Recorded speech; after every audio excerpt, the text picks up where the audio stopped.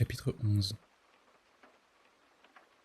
Tous prenaient part à la conversation générale, excepté Kitty et Levin. Au début, lorsqu'on parla de l'action qu'un peuple pouvait exercer sur un autre peuple, Levin songea involontairement à ce qu'il aurait pu dire sur ce sujet. Mais ces idées, qui autrefois étaient pour lui très importantes, passaient maintenant dans son esprit comme en rêve, et ne lui offraient plus le moindre intérêt. Il lui semblait même étrange qu'on prît la peine de parler de sujets aussi futiles. Ce qu'on disait des droits de l'instruction et des femmes aurait dû, de même, paraître intéressant à Kitty. Combien de fois n'y avait-elle pas pensé, en songeant à son amie Varenka, à la pénible servitude dans laquelle elle vivait? Combien de fois ne s'était-elle pas demandé ce qui adviendrait d'elle si elle ne se mariait pas? Et combien de fois n'avait-elle pas discuté là-dessus avec sa sœur? Mais maintenant, cela ne l'intéressait plus du tout. Levin et elle tenaient une autre conversation.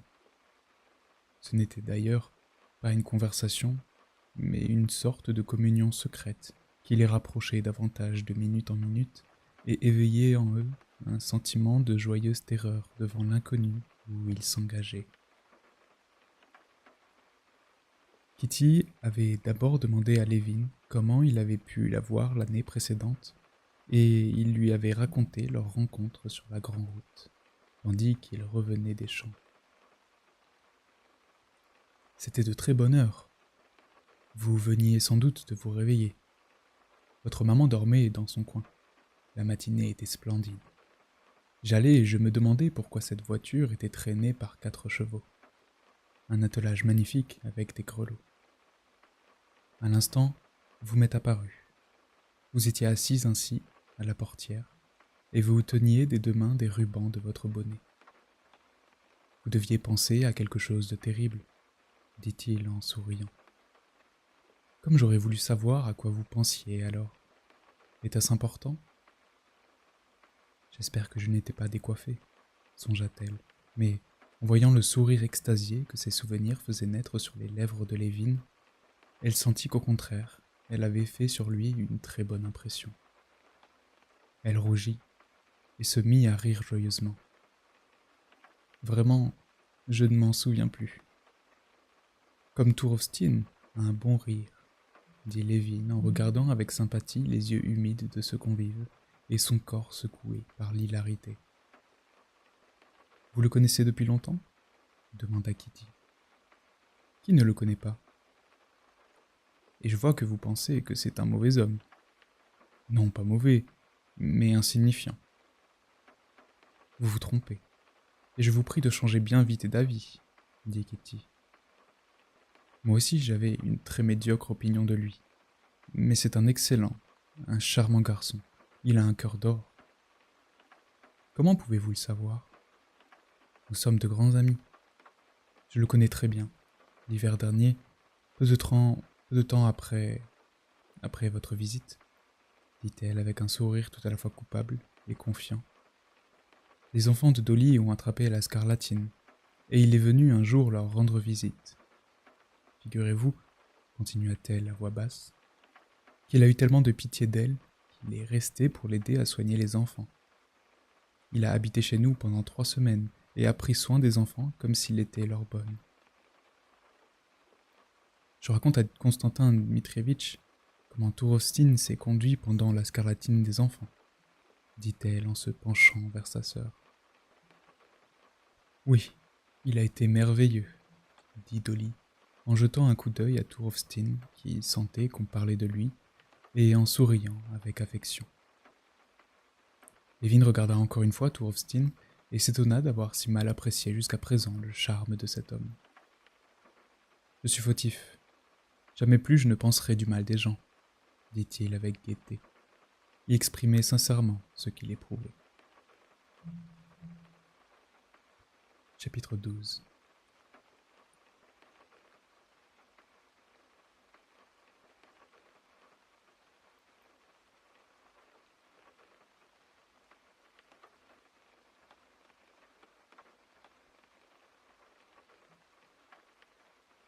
La discussion sur les droits des femmes comportait une question épineuse à traiter devant les dames. L'inégalité des droits entre les époux. Au cours du dîner, Pestsov s'y aventura une ou deux fois, mais Serge Ivanovitch et Stepan Arkadyevitch firent prudemment dévier l'entretien. Lorsqu'on se leva de table et que les dames regagnèrent le salon, Pestsov s'abstint de les suivre et, s'adressant à Alexis Alexandrovitch, se lança dans l'exposé de l'inégalité des droits des époux. Selon lui, elle résidait principalement dans le fait que l'infidélité de la femme et celle du mari étaient punies inégalement par la loi et par l'opinion publique. Stepan Arkadyevitch s'avança précipitamment vers Alexis Alexandrovitch en lui demandant s'il désirait fumer. « Non, je ne fume pas », répondit tranquillement Alexis Alexandrovitch. Et, comme s'il désirait montrer qu'il ne redoutait pas cette conversation, il se tourna vers Pestsov avec un sourire froid.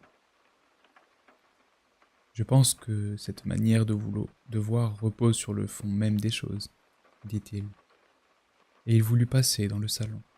Mais à ce moment, Tourovtine prit soudain la parole en choisissant Alexis Alexandrovitch comme interlocuteur. « Avez-vous entendu parler de Priatchnikov » dit Tourovtine, animé par le champagne et depuis longtemps désireux de rompre un silence qui lui pesait. « Vassia Priatchnikov » reprit-il en s'adressant au principal invité, Alexis Alexandrovitch, avec un bon sourire de ses lèvres rouges et humides. On m'a raconté aujourd'hui qu'il s'était battu un duel à Tver avec Kivetsy et qu'il l'avait tué. De même qu'on a toujours l'impression qu'on vous frappe comme à dessein à l'endroit sensible. Stepan Arkadyevitch sentait que, par malheur aujourd'hui, la conversation menaçait à tout instant de blesser Alexis Alexandrovitch. Il voulut de rechef entraîner son beau-frère, mais Alexis Alexandrovitch demanda avec curiosité « Pourquoi Priatchnikov s'est-il battu ?»« À cause de sa femme. Il s'est conduit en brave, il a provoqué son rival et il l'a tué. » « Oh !» dit Alexis Alexandrovitch d'un ton indifférent et levant les sourcils. Il passa dans le salon. « Comme je suis contente que vous soyez venu, » dit Dolly avec un sourire craintif, en venant à sa rencontre dans le petit salon. « J'ai à vous parler. Asseyons-nous ici. » Alexis Alexandrovitch, avec cette même expression d'indifférence que lui donnaient ses sourcils légèrement relevés, s'assit à côté de Daria Alexandrovna et sourit d'un air contraint. « D'autant plus volontiers, » dit-il, « que je voulais vous prier de m'excuser et me retirer. Je dois partir demain. » Daria Alexandrovna était fermement convaincue de l'innocence d'Anna et sentait qu'elle pâlissait et que ses lèvres tremblaient de courroux contre cet homme insensible et froid qui projetait si calmement la perte de son ami.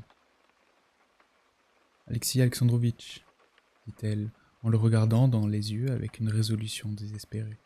« Je vous ai demandé des nouvelles d'Anna et vous ne m'avez pas répondu. Comment va-t-elle ?»« Je crois qu'elle va bien, » lui répondit Alexis Alexandrovitch sans la regarder. « Alexis Alexandrovitch, pardonnez-moi, je n'ai pas le droit, mais j'aime et je respecte Anna comme une sœur. Je vous prie, je vous supplie de me dire ce qu'il y a entre vous. De quoi l'accusez-vous » Alexis Alexandrovitch fronça les sourcils et baissa la tête en fermant presque les yeux.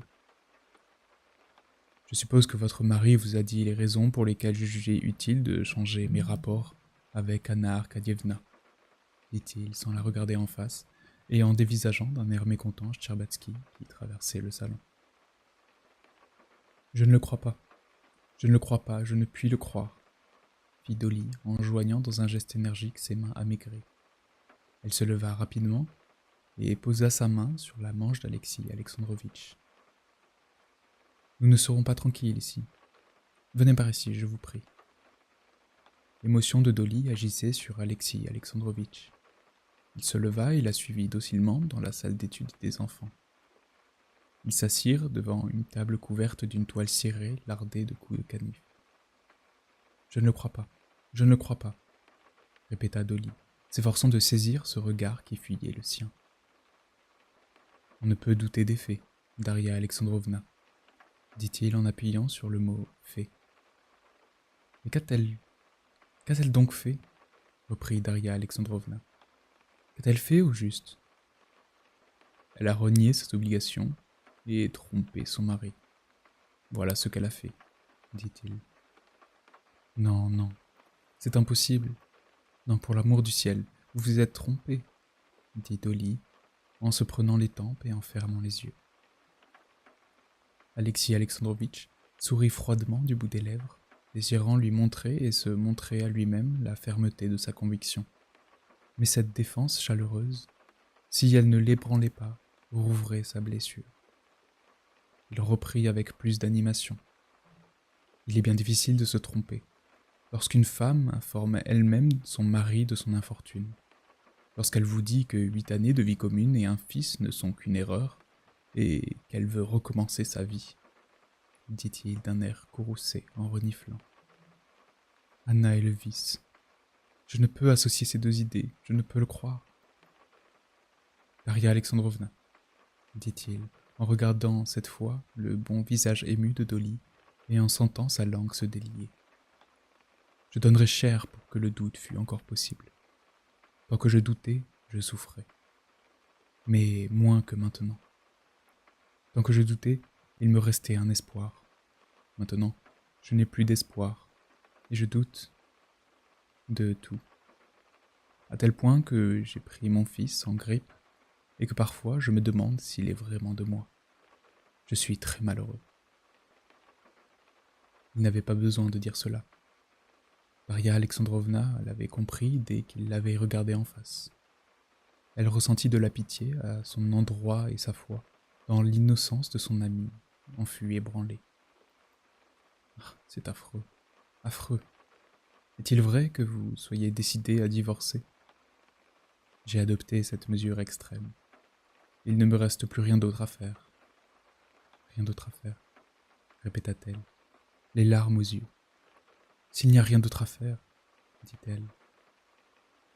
Ce qui est terrible dans ce genre de malheur, c'est qu'il ne suffit pas, comme pour tout autre, une perte, une mort, de porter sa croix. Il faut agir, dit-il, comme s'il lisait dans ses pensées. Il faut sortir de la position humiliante dans laquelle on est placé. Impossible de vivre à trois. Je comprends très bien, dit Dolly, et elle baissa la tête. Elle se tut, pensant à elle, à ses déboires conjugaux, et soudain elle releva la tête d'un mouvement énergique et joignit les mains dans un geste suppliant. Mais attendez, vous êtes un chrétien. Songez à elle. Que deviendra-t-elle si vous l'abandonnez? J'y ai songé, Daria Alexandrovna. Longuement songé, fit Alexis Alexandrovitch. Son visage se marbra de taches rouges et ses yeux mornes étaient figés sur elle. Pour le coup, Daria Alexandrovna le plaignit de tout son cœur. C'est précisément ce que j'ai fait lorsqu'elle m'a annoncé elle-même mon déshonneur. J'ai laissé tout comme par le passé. Je lui ai donné la possibilité de s'amender, j'ai même essayé de la sauver. Qu'en est-il résulté? Elle n'a même pas voulu se plier à la modeste condition que je lui posais. Le respect des convenances, dit-il en s'échauffant. On peut sauver un homme qui ne veut pas périr. Mais si sa nature tout entière est tellement corrompue que la perdition elle-même lui semble le salut, que faire? Tout, mais pas le divorce, répondit Daria Alexandrovna. Qu'entendez-vous par tout? Ah, c'est affreux. Elle ne sera plus la femme de personne. Elle sera perdue. Mais que puis-je faire? Dit Alexis Alexandrovitch en haussant les sourcils et les épaules. Le souvenir du dernier manquement de sa femme l'irritait à tel point qu'il retrouva toute la froideur du début de l'entretien. Je vous suis très reconnaissant de votre sympathie, mais il est temps que je me retire, dit-il en se levant. Non, restez. Il ne faut pas que vous la conduisiez à sa perte. Écoutez, je vais vous parler de moi. Je suis marié, moi aussi, et mon mari m'a trompé. Dans mon ressentiment, dans un accès de jalousie, j'ai voulu tout quitter et j'ai désiré moi-même. Mais je me suis ressaisi. Et qui m'a sauvé? Anna. Maintenant je vis. Mes enfants grandissent. Mon mari revient à sa famille, comprend ses torts, devient meilleur. Je vis. J'ai pardonné. Vous devez pardonner aussi. Alexis Alexandrovitch écoutait, mais les paroles n'avaient plus de prise sur lui. Dans son âme s'était soulevée à nouveau toute l'indignation qu'il avait ressentie le jour où il s'était décidé au divorce. Il se secoua et reprit d'une voix perçante. Je ne peux ni ne veux pardonner. J'estime que c'est injuste. J'ai tout fait pour cette femme, et elle a tout piétiné dans la boue. C'est son élément. Je ne suis pas un méchant homme. Je n'ai jamais haï personne, mais je hais de toutes les forces de mon âme. Je la hais. Je ne puis lui pardonner, car je la déteste trop pour tout le mal qu'elle m'a fait, acheva-t-il avec des larmes de colère dans la voix. Aimez ceux qui vous haïssent, murmura timidement Daria Alexandrovna. Alexis Alexandrovitch eut un sourire méprisant. Il savait cela depuis longtemps, mais cela ne pouvait s'appliquer à son cas. Aimez ceux qui vous haïssent, oui. Mais aimer ceux qu'on hait, c'est impossible. Pardonnez-moi de vous avoir causé du trouble. À chacun suffit sa peine. Et, très maître de lui, Alexis Alexandrovitch prit congé calmement et se retira. Chapitre 13.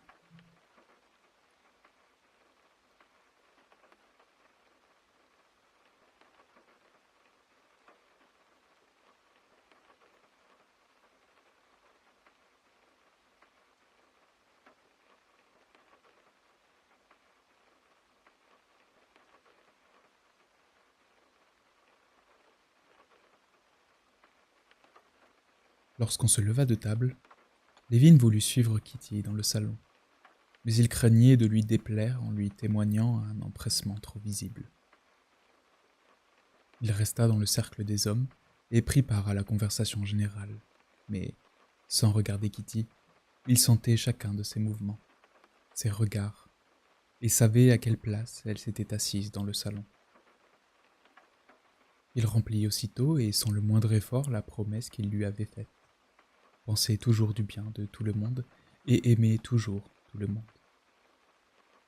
La conversation tomba sur la commune rurale, dans laquelle Pestsov voyait un principe original qu'il baptisait « principe choral ».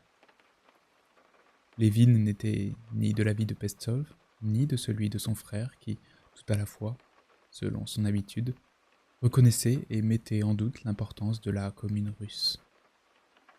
Mais il discuta avec eux, en essayant seulement de les mettre d'accord et d'adoucir leurs répliques. Il ne s'intéressait pas le moins du monde à ce qu'ils disaient. Il ne désirait qu'une seule chose, que tout le monde fût heureux et à son aise. Il savait maintenant ce qui, à l'exclusion de tout le reste, avait de l'importance.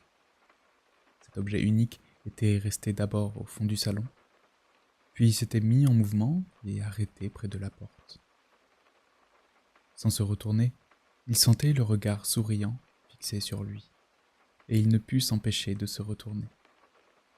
Elle se tenait sur le pas de la porte avec Tcherbatsky, et le regardait. « Je pensais que vous alliez vous mettre au piano, » lui dit-il en se rapprochant d'elle. « Voilà ce qui me manque à la campagne, la musique. »« Non, nous venions seulement vous chercher. Je vous remercie d'être venu nous rejoindre, » dit-elle, en le récompensant d'un sourire. « À quoi bon discuter ? Jamais vous ne vous convaincrez mutuellement. »« Oui, c'est vrai, » dit Lévin. « La plupart du temps, on se défend avec chaleur uniquement parce qu'il est impossible de comprendre ce que veut au juste démontrer l'adversaire. » Lévin avait souvent remarqué lors de discussions entre hommes fort intelligents qu'après d'énormes efforts et une accumulation d'arguments logiques et subtils, les interlocuteurs en arrivaient enfin à reconnaître qu'ils étaient depuis le début de la dispute au fait de ce que l'autre s'évertuait depuis un bon moment à leur démontrer, et qu'ils aimaient la diversité et n'avaient pas voulu donner un nom à ce qu'ils aimaient pour ne pas se voir réfutés. Ils s'étaient aperçus que parfois, au milieu d'une discussion, on comprenait ce qu'aimait l'adversaire, on s'en éprenait aussitôt et que tous les arguments, désormais inutiles, tombaient d'eux-mêmes. Parfois c'était le contraire. On arrivait enfin à exprimer ce qu'on désirait. On imaginait de nouveaux arguments et si on s'exprimait avec art et sincérité, c'était l'adversaire qui soudain se rangeait à votre avis et cessait de discuter. C'était précisément ce qu'il voulait dire. Elle fronçait les sourcils en s'efforçant de comprendre. Mais elle avait déjà compris lorsqu'il voulut s'expliquer.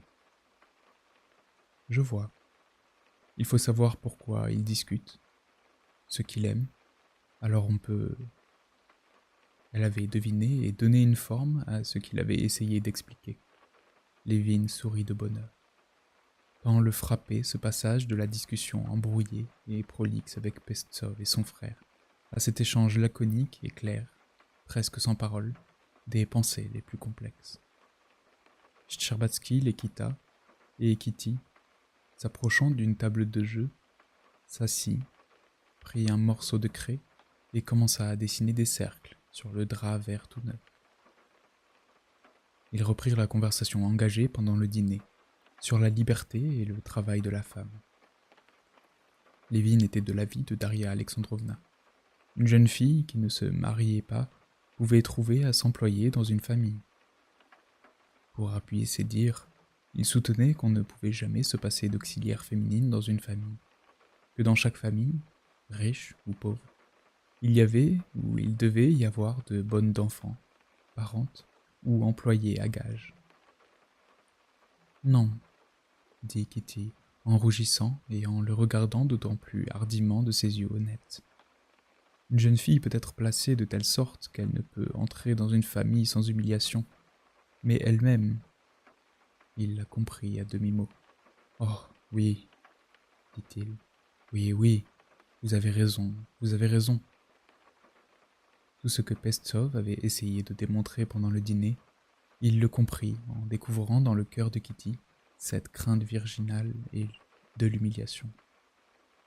Il en fut touché et ressentit lui-même cette crainte et cette humiliation, et renonça aussitôt à ses arguments. Il se fit un silence. Elle continuait à dessiner sur la table avec son bâton de craie. Ses yeux brillaient d'un doux éclat. Se soumettant à son état d'esprit, il sentit tout son être se gonfler de bonheur. « Ah, j'ai couvert toute la table de griffonnage, dit-elle, et posant la craie, elle fit un mouvement comme pour se lever. Comment pourrais-je rester seul sans elle, songea-t-il avec terreur, et il prit la craie. Attendez, lui dit-il en s'asseyant. Il y a une question que je voulais vous poser depuis longtemps. Il la regarda dans les yeux. Elle avait une expression tout à la fois tendre et craintive. Questionnez-moi, je vous en prie.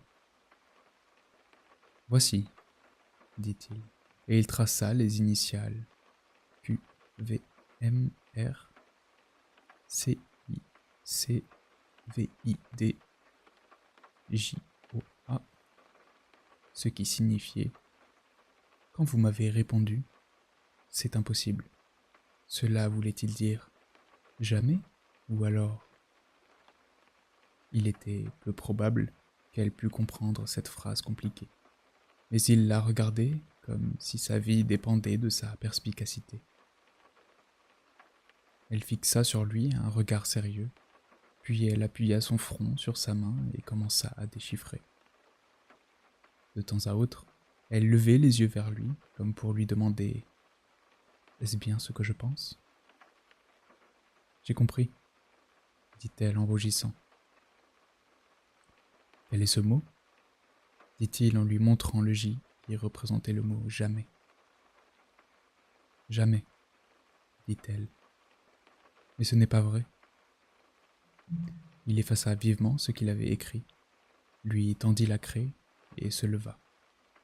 Elle écrivit A, J, N, P, R, A.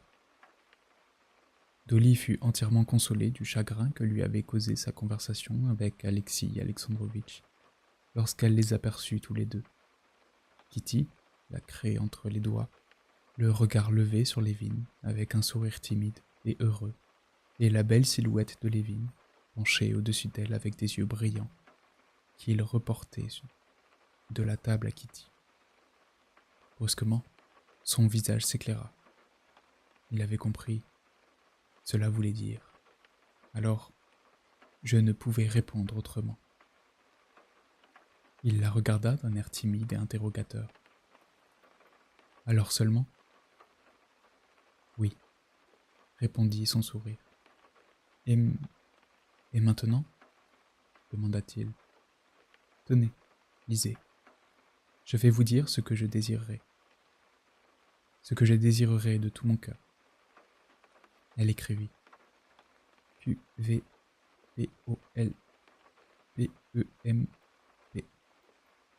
Cela signifiait que vous puissiez oublier le passé et me pardonner. Il saisit la craie entre ses doigts tremblants et crispés, et, après l'avoir cassée en deux, écrivit les initiales des mots suivants. Je n'ai rien à oublier ni à pardonner. Je n'ai jamais cessé de vous aimer. Elle le regarda. Elle n'avait pas cessé de sourire. J'ai compris, murmura-t-elle. Il s'assit et écrivit une longue phrase. Elle comprit tout et, sans lui demander si c'était bien cela, elle prit la craie et lui répondit aussitôt. Il resta longtemps sans comprendre sa phrase et l'interrogea plusieurs fois du regard. Il croyait devenir fou de bonheur. Il ne put reconstituer les mots qu'elle avait employés, mais dans ses jolis yeux rayonnants, il vit tout ce qu'il avait besoin de savoir. Il écrivit 3 lettres, mais avant qu'il eût achevé, elle le devança, termina et écrivit la réponse. Oui. Vous jouez au secrétaire ? Dit le vieux prince qui vint les rejoindre. Tu sais, si tu veux arriver à temps au théâtre, il faut que nous partions.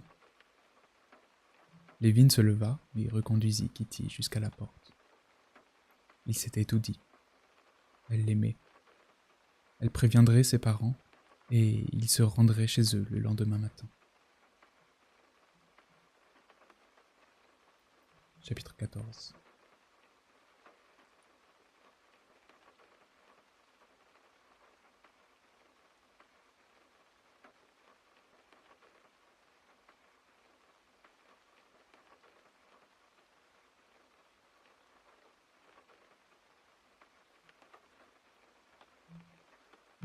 Lorsque Kitty fut partie et que Lévin se retrouva seul, il ressentit une telle angoisse de son absence et un désir si impatient d'arriver au lendemain pour la revoir et s'unir à elle pour toujours, qu'il craignit comme la mort ces 14 heures qui lui restaient à passer loin d'elle.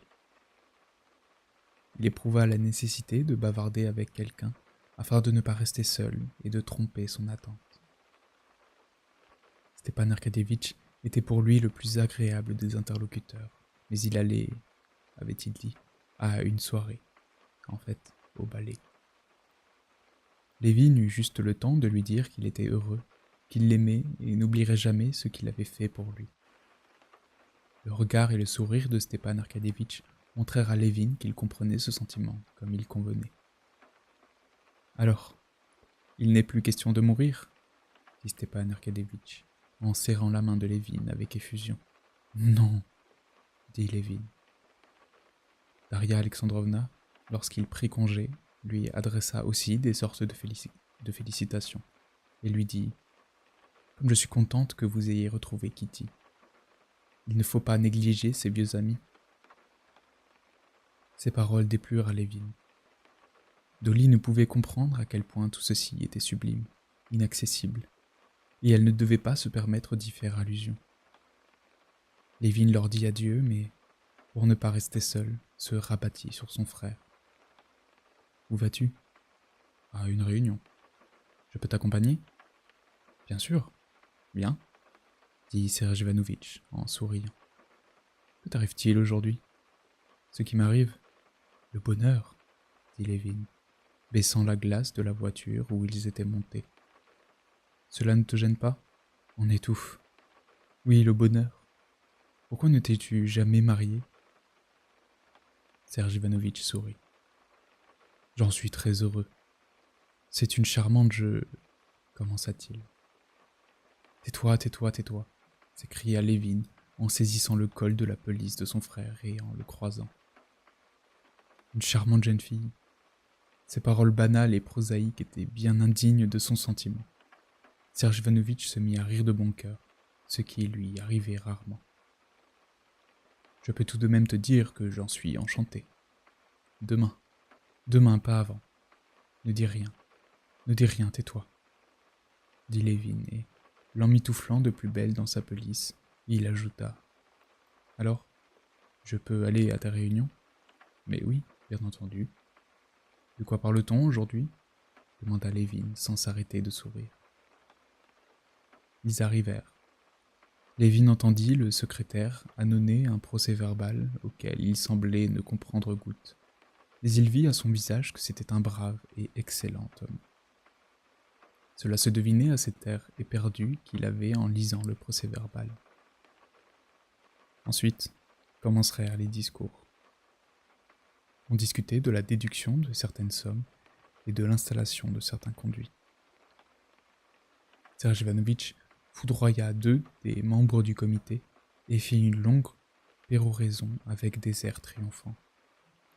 Un autre personnage, qui avait écrit quelque chose sur une feuille de papier, surmonta une première timidité pour lui répondre avec grâce et mordant.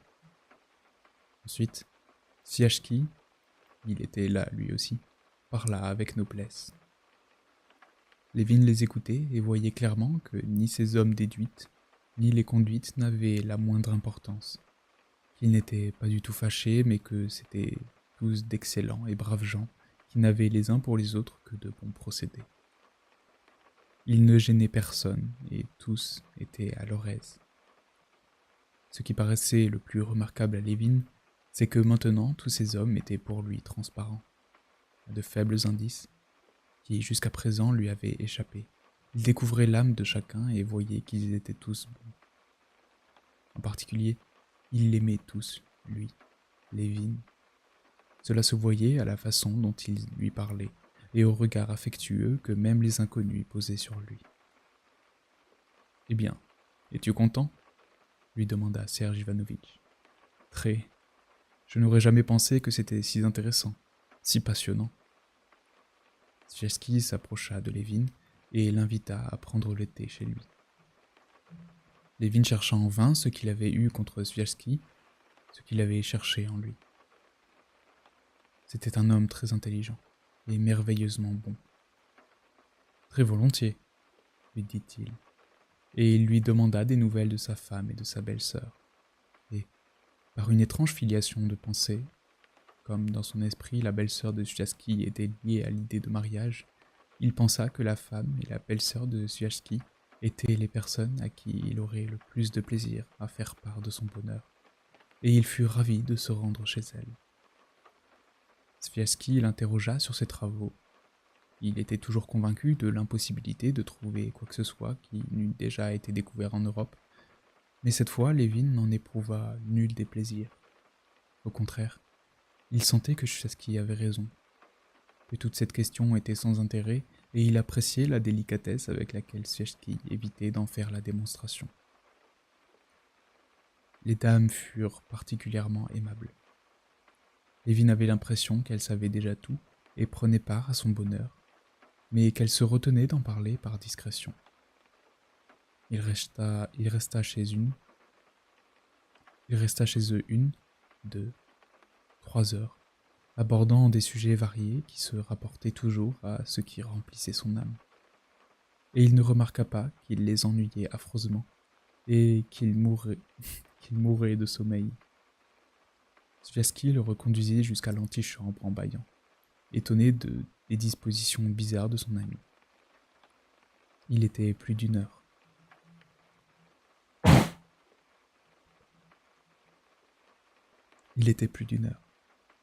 Lévin rentra à l'hôtel et fut épouvanté à l'idée des 10 heures qu'il lui restait à passer, seul avec son impatience. Le garçon de service lui alluma sa bougie et voulut se retirer. Mais Lévin le retint. Cet homme s'appelait Igor. Et Lévin n'avait jusqu'à présent pas fait attention à lui. Il lui parut intelligent et surtout plein de cœur. « Dis-moi, Igor, cela doit être dur de veiller. Qu'y faire, c'est le métier. Chez des maîtres, on a la vie plus douce, mais ici, on gagne plus. » Il se trouva qu'Igor avait une famille, 3 garçons et une fille couturière qu'il voulait marier à un commis bourrelier. Lévin, à cette occasion, confia à Igor que dans le mariage, l'essentiel était l'amour. Que lorsque l'on aimait, on était toujours heureux, parce qu'on portait son bonheur en soi. Igor l'écouta avec attention et parut comprendre parfaitement la pensée de Lévin, mais apporta à l'appui une remarque inattendue. Il dit que lorsqu'il avait servi de bons maîtres, il avait toujours été content d'eux et que, pour l'instant, il était tout à fait satisfait de son maître, bien que ce fût un Français. Quel excellent homme, songea Lévin. Et toi, Igor, tu aimais ta femme quand tu t'es marié ? Pardi, répondit Igor.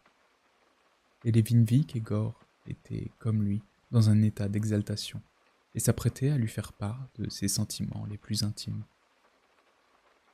Ma vie a été étonnante.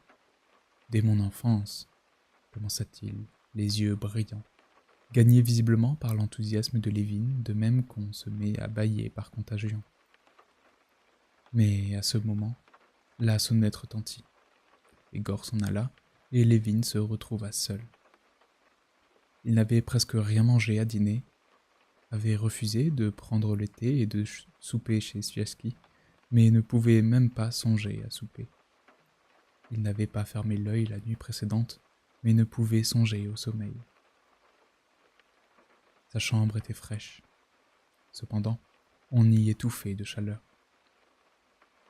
Il ouvrit les 2 vasistas et s'assit devant la fenêtre sur une table. Derrière, un toit couvert de neige s'élevait une croix ajourée avec des chênes. Au-dessus, le triangle de la constellation du cocher où brillait l'éclat jaunâtre de la chèvre montait dans le ciel. Il regardait tantôt la croix, tantôt l'étoile, aspirait l'air glacé qui pénétrait régulièrement dans la pièce et, comme en songe, suivait les images et les souvenirs qui surgissaient dans son imagination. À 3 heures passées, il entendit des pas dans le corridor et jeta un coup d'œil par la porte. C'était un joueur, Miaskin, qu'il connaissait, qui est rentré de son club. Il avançait en toussant les sourcils froncés. Le malheureux, songea Lévin et des larmes d'amour et de pitié lui vinrent aux yeux. Il voulut lui parler, le réconforter, mais, se souvenant qu'il était en chemise, il se ravisa et se rassit devant le vasistas pour se replonger dans l'air frais et contempler cette croix élégante, silencieuse, mais pour lui pleine de sens, et l'étoile d'un jaune éclatant qui s'élevait dans le ciel. Vers 7 heures, les frotteurs vinrent faire du bruit, les cloches se mirent à sonner, et Lévin sentit qu'il commençait à frissonner. Il ferma le vasistas, se lava, s'habilla et sortit. Chapitre 15.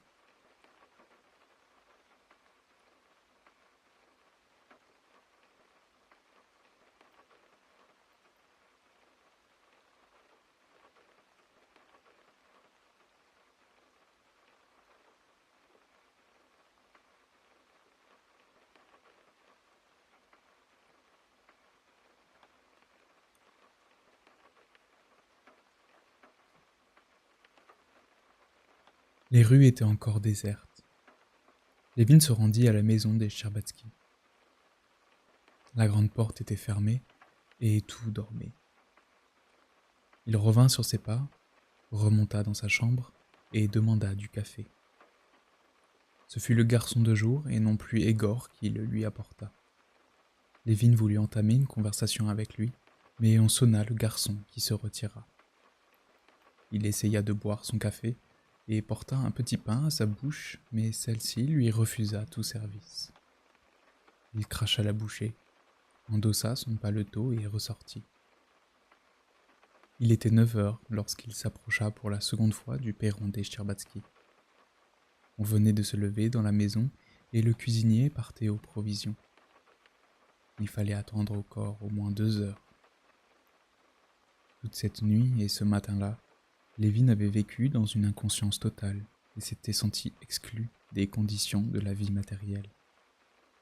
Il n'avait rien mangé la veille, avait passé 2 nuits blanches, était resté plusieurs heures dévêtu dans l'air glacé. Cependant, il se sentait plus frais et dispos que jamais et complètement indépendant de son corps.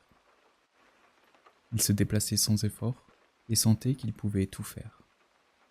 Il était persuadé qu'il aurait pu s'envoler dans les airs ou écarter les murailles des maisons si cela avait été nécessaire. Il passa le reste du temps dans les rues, consultant sa montre à chaque instant et portant des regards de tous les côtés. Ce qu'il vit alors, il ne le revit plus jamais. Il fut surtout touché par des enfants qui allaient à l'école, des pigeons gris qui descendaient des toits sur le trottoir et des gâteaux saupoudrés de farine qu'une main invisible plaça devant une devanture. Ces gâteaux, ces pigeons et ces 2 petits garçons étaient des êtres célestes. Tout s'était passé en même temps. Le gamin avait couru vers le pigeon et avait regardé Lévin en souriant. Le pigeon avait battu des ailes et pris son essor, brillant au soleil parmi la poussière de neige qui tremblait dans les airs, et une odeur de pain chaud s'était échappée d'une fenêtre.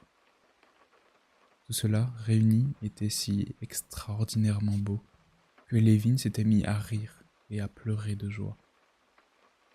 Il fit un grand tour par la rue des Gazettes et la Kislovka, revint encore à l'hôtel et, après avoir posé sa montre devant lui, s'assit, attendant midi.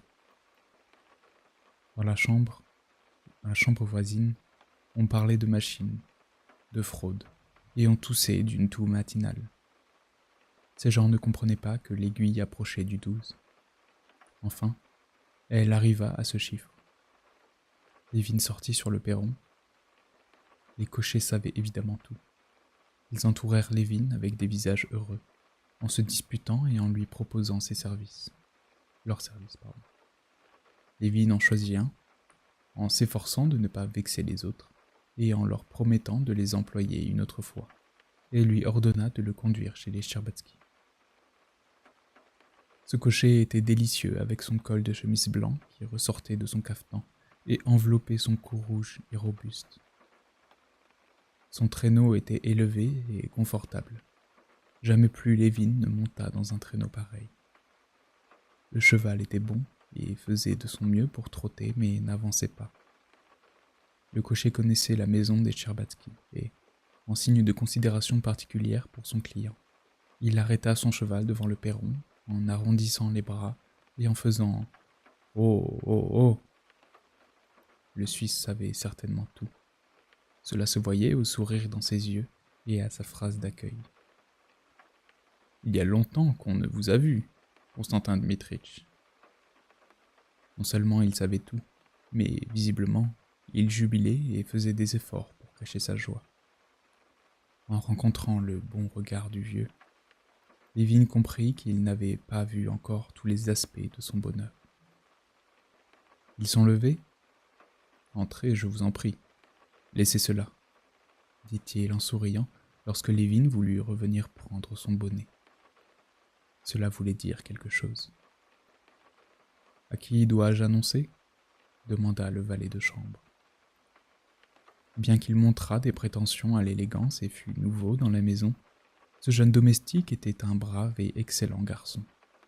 Il comprenait tout, lui aussi. À la princesse, au prince, à mademoiselle, dit Lévin. La première personne qu'il aperçut fut mademoiselle Linon. Elle traversait le salon et ses anglaises et son visage rayonnait. Il lui avait à peine adressé la parole que soudain on entendit derrière la porte le frôlement d'une robe. Mademoiselle Linon disparut aux yeux de Lévin et, Un joyeux effroi l'envahit devant ce bonheur qui approchait. Mademoiselle Linon se hâta de le quitter et de se diriger vers l'autre porte. Elle était à peine sortie que des pas légers et rapides retentirent sur le parquet, et son bonheur, sa vie, lui-même, mieux que lui-même, ce qu'il avait cherché et désiré si longtemps, s'approcha de lui. Elle ne marchait pas, elle était portée vers lui par une force invisible. Il ne voyait que ses yeux clairs et honnêtes, effrayés et brillants de cette même joie qui lui remplissait le cœur. Ses yeux s'approchaient de plus en plus, l'aveuglant de leur clarté. Elle s'arrêta tout près de lui, à le toucher. Elle leva les mains et les posa sur les épaules de Lévin. Elle avait fait tout ce qui était en son pouvoir. Elle était accourue à lui et s'était donnée tout entière, timide et heureuse. Il l'entoura de ses bras et appuya ses lèvres sur sa bouche qui cherchait son baiser. Elle n'avait pas non plus dormi de toute la nuit, et elle l'avait attendu toute la matinée. Ses parents étaient entièrement consentants et heureux de son bonheur. Elle l'attendait. Elle avait voulu être la première à lui annoncer son bonheur et le sien. Elle s'était préparée à le recevoir seule, à la fois joyeuse, timide et confuse, et sans savoir elle-même ce qu'elle allait faire. Elle avait entendu ses pas et sa voix, et avait attendu derrière la porte que mademoiselle Linon s'en allât. Mademoiselle Linon était sortie. Sans plus réfléchir, ni rien se demander, elle s'était approchée de lui et avait fait ce qu'elle avait fait. « Allons retrouver maman », lui dit-elle en lui prenant la main. Pendant un long moment, il ne put rien dire. Non tellement parce qu'il craignait par un mot de porter atteinte à la sublimité de son sentiment, que parce que chaque fois qu'il essayait de dire quelque chose, il sentait des larmes de bonheur l'étouffer. Il prit sa main et la baisa. « Est-il possible que ce soit vrai ?» lui dit-il enfin d'une voix sourde. « Je ne puis croire que tu m'aimes. » Elle sourit à ce tu, et à la timidité avec laquelle il l'avait regardée. « Oui, » dit-elle lentement, avec gravité. « Je suis tellement heureuse. » Sans lâcher sa main, elle entra au salon. La princesse, en les apercevant, se prit à suffoquer et fondit aussitôt en larmes. Puis aussitôt après, se mit à rire. D'un pas plus énergique que ne l'eût supposé Lévin, elle courut vers lui prit la tête dans ses mains, l'embrassa et lui mouilla les joues de ses larmes. « Ainsi, tout est fini. Je suis contente. Aime-la. Je suis contente. Kitty. » « Ils ont vite expédié cela, » dit le vieux prince, qui s'efforçait de paraître indifférent.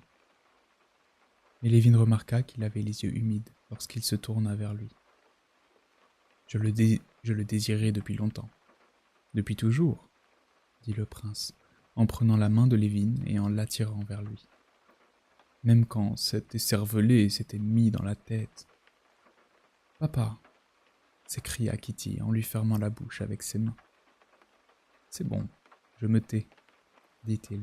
« Je suis très heureux. Ah, que je suis bête. » Il prit Kitty dans ses bras, lui baisa la joue, puis la main, puis de nouveau la joue et la signa. Et Lévin fut rempli d'une nouvelle affection pour le vieux prince, qui lui était resté jusqu'alors étranger, lorsqu'il vit Kitty baiser longuement et tendrement sa main musclée.